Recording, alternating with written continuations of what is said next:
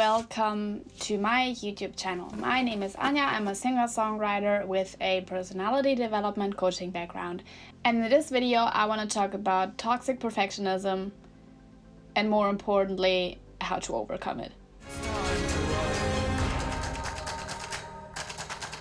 Before I start with a little storytelling about my perfectionism, I want to tell you a little bit about my plans for this channel. I want to upload more and more videos that combine songwriting and journaling and writing with coaching tools and personality development tools, because I feel like they blend wonderfully together. So if you have any ideas or suggestions, write that down in the comments and I make sure to make a video about that, and together we'll make sure how songwriting and journaling and writing itself can help us get our shit together and deal with the stuff that's going on in our lives better than before and growing towards the best version of ourselves.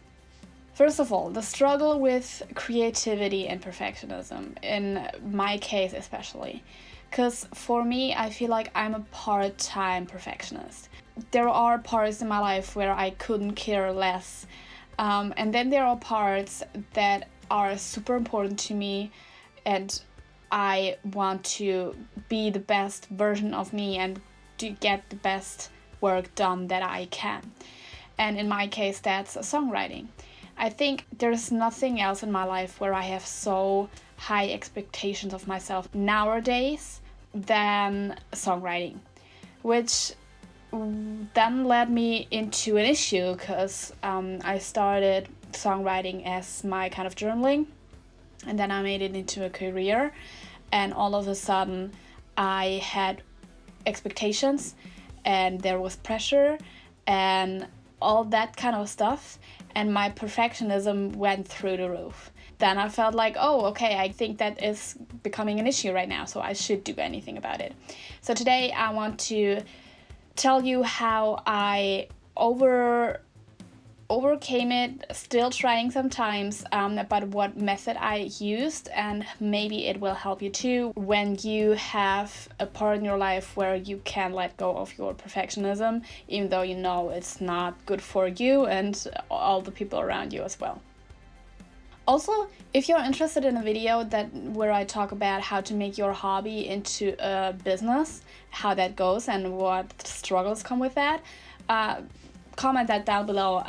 I think I have a lot to unravel about that. Okay, so for me, creativity and perfectionism are like two sides of the same coin, because I feel like in creative things or in art, there is no perfect standard of something, because like creativity is known for being imperfect. It's all about the emotions and how it makes you feel. So it is weird to me that I'm like, okay, but it has to be the best that it can. And the problem with that is the perfectionism paralyzes. For me, that looks like, okay, I do have a song that I have to write for someone else, or I do want to like work on my next album.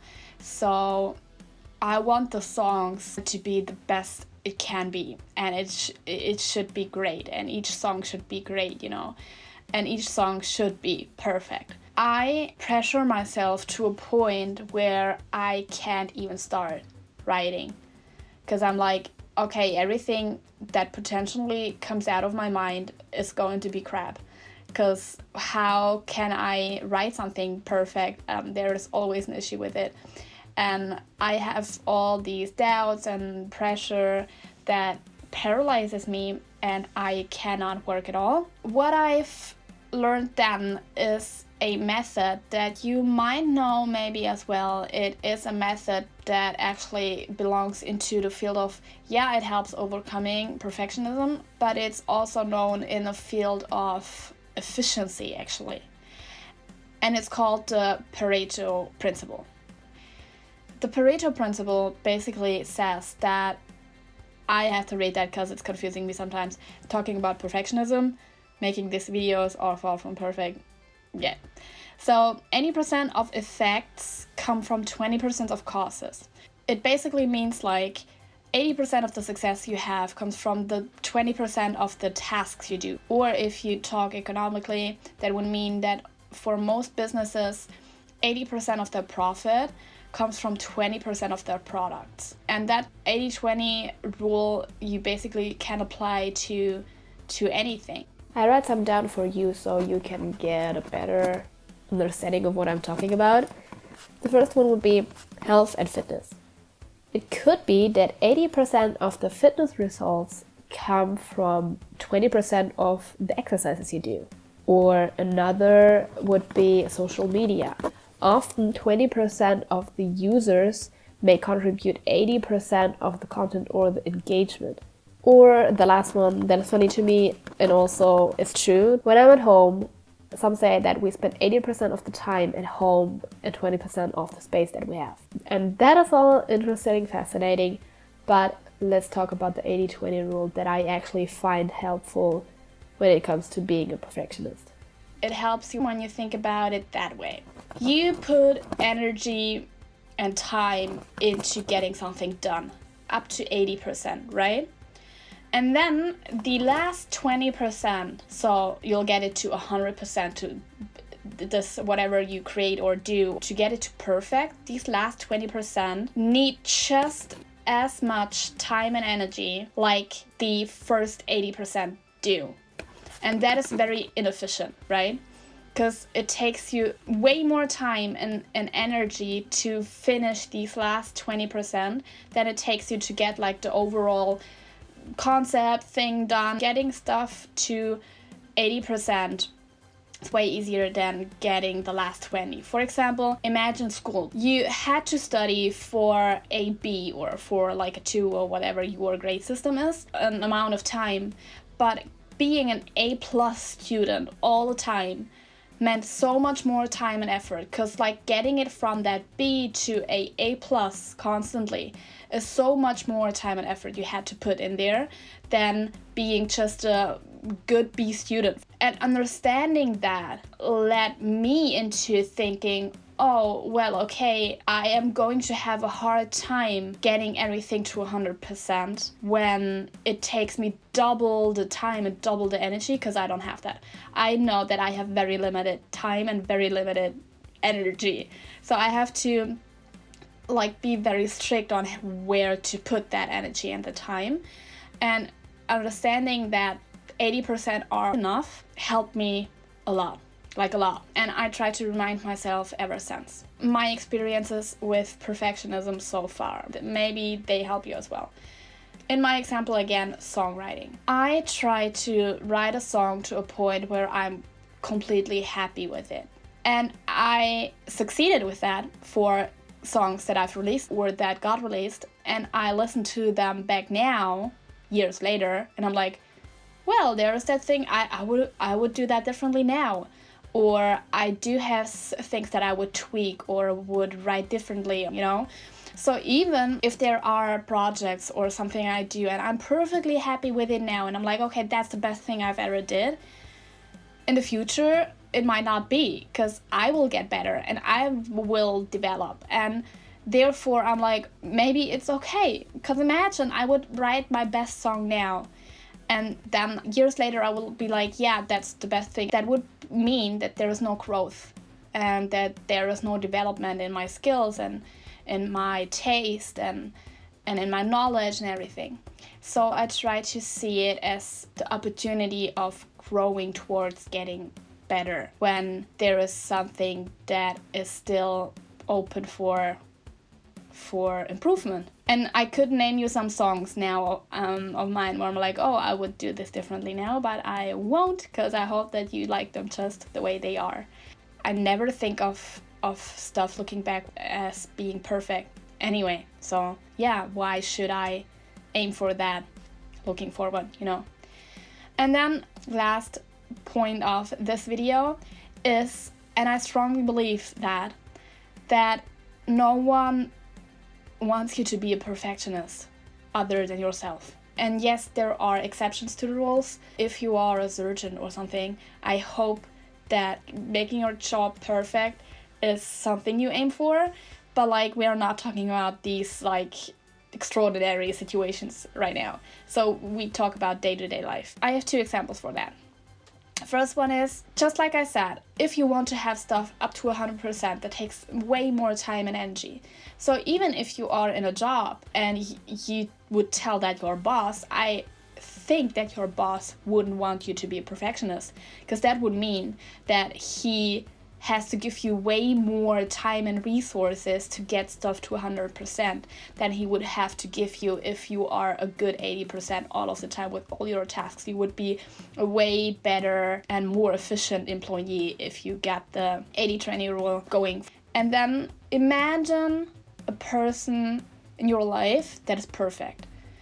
They do everything perfectly. They succeed in everything they do. How much would you like that person? We think that we have to be perfect, but we don't want that in other people because it makes us jealous or nervous or anxious, or we start comparing and we don't like that. So I feel like we don't want that. And a funny story I have about that is a few weeks ago, I was in the Taylor Swift movie. At that time, Taylor Swift's Era Tour was all over the social media and stuff. I saw a lot of clips beforehand, what jokes she told in between, and all these little interactions she had with the crowd.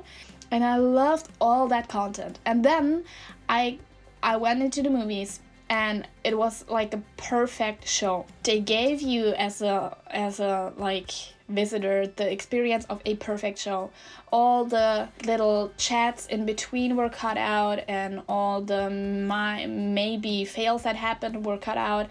So it was one perfect show beginning to end.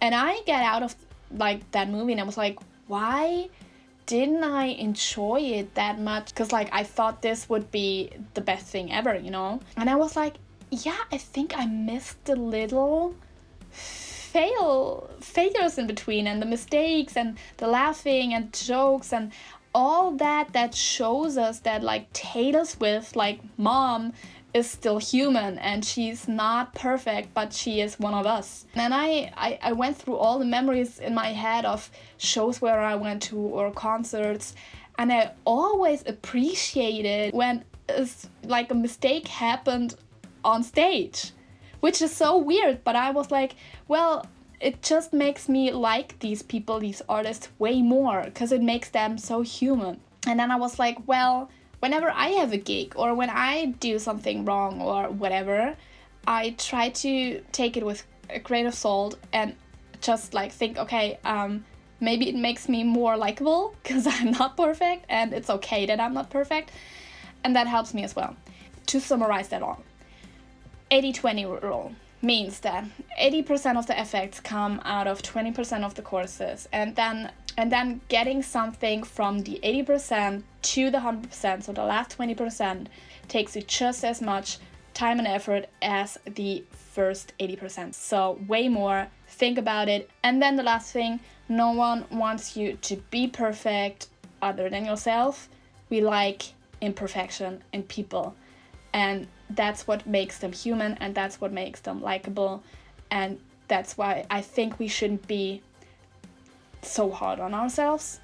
And I still am sometimes, and there are parts of my life where I am very strict and I still work on it, but this is, I guess, an invitation to work on it together maybe. So the next time that you feel stuck or you feel like, okay, I can't overcome my perfectionism, remember this video, remember the 80-20 rule, remember, don't be so hard on yourself. Being human is totally fine and even more likable. So I hope that this video helped you. And if you have any questions or comments, write them all down below. I will answer, and I'm curious what you think. I'm curious what your experiences with perfectionism are, and I hope you have a good time. Also, if you like this video, hit the like button, subscribe button, and most importantly the notification button, because if you are interested in this kind of content and in these videos where I combine coaching tools with songwriting and writing, then you will get notified when a new video comes up. That's all for today, I guess. Thank you so much for watching, and see you soon. Bye!